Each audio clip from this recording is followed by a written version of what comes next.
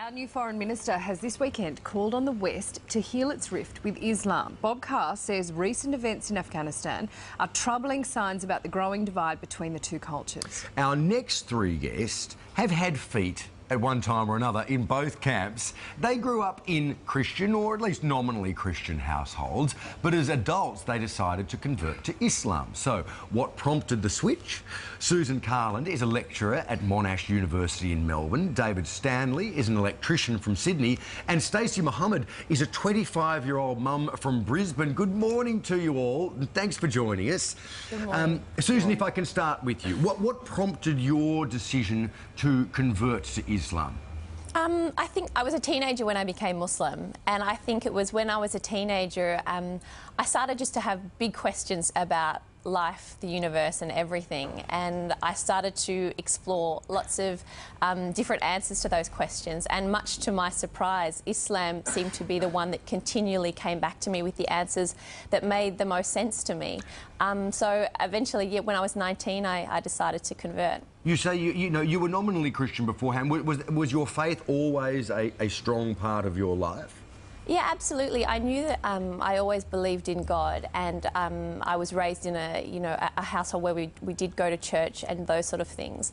And so it was always a very big part of my life and always a very positive part of my life. But I think when I was in my teens, I just started to wonder if I believed what I did because I thought it was true, or if it's just what I'd been raised to believe, and that's what sort of prompted the outward exploration, I guess. Okay, this is really interesting. David, describe your life before you converted to Islam. Typical young Aussie guy. Used to go out and, drink, smoke, have fun, just do crazy things. Also, I used to be quite a racist. Yeah, right. Yeah, and I didn't like Muslims at all.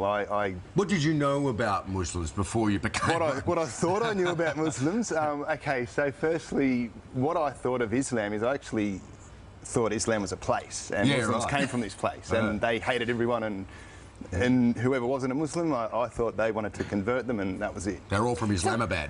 Yeah, pretty much. Yeah. What was the thing that made you go, this thing that I don't know anything about, Well, I now want to join up to? I very quickly, within the first minute of a conversation, I very quickly realised that my perception of Muslims and Islam was completely wrong, and straight away I started questioning myself and who I was and who I thought I was, and they were two completely different people. And so looking at you now, I mean, most people have a vision in their heads of what a Muslim man in Australia looks like, and it doesn't look like you. How has your life changed since you converted? More on a personal level, physically, like looking after myself a bit better, not drinking, not smoking, which I really wanted to fix up quite some time prior to that, but I just needed that initial kick. And just being a better person, not judging people the way I used to and denied that I did. Just more look at myself and fix myself instead of worry about what's happening out there. So more thoughtful about your own life. Yeah, which then cascades throughout to other people that you interact just with. Before we need to bring Stacey in as well, but I just really want to say, what was it other religions do you think are not as introspective? There's obviously not as much focus on health, but they don't force you to be a better person? No, totally not. It just wasn't working for me. Yeah, like I tried, other things, and in my heart it just wasn't sitting right, I'm not saying anything wrong about them, just for me it didn't work. So Stacey, you also had what many would describe as a typically Australian upbringing. Can you tell us about that, and also about how your family reacted, I suppose, when you told them you were planning on converting to Islam? Yeah, my family, they're very supportive. I grew up in a very small country town in northern New South Wales. I had a great upbringing. I had a loving family. I'd say I was probably agnostic. So I didn't really tell them about my journey because it was really inner journey rather than, telling everyone about what I was thinking about doing.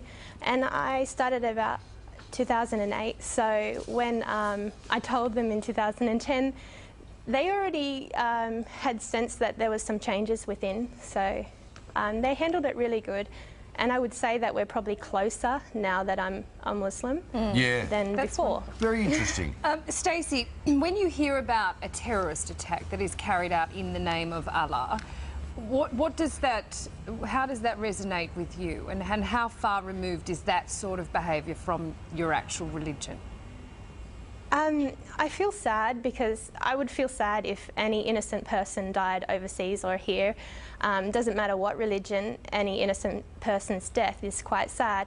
But I also feel sad because my religion is misrepresented, and I know in myself what Islam is, but you can't really show that on a 30-second news clip every night. So it's quite complex. And I feel like quite sad because I'm going to be representing Islam and people are going to look at me like I'm linked to terrorism. So that's not how I want my life to be and how I want my son's life to be when he grows up. So it's quite sad. It's interesting, isn't it? You know, the media and in fact the public, I think, concentrate on the excesses of a particular group of Muslims, regards to the treatment of women, for example, regards to you know, terrorist activity. But we don't look at the Irish, for example, who blew each other up for, you know, 100 years and say, oh, it's because they're Christians, they're all terrorists. You know, we don't look at people in the deep south of America who have a very strict attitude towards the place of women in their house and feel fearful of them because of the way they treat their women, you know.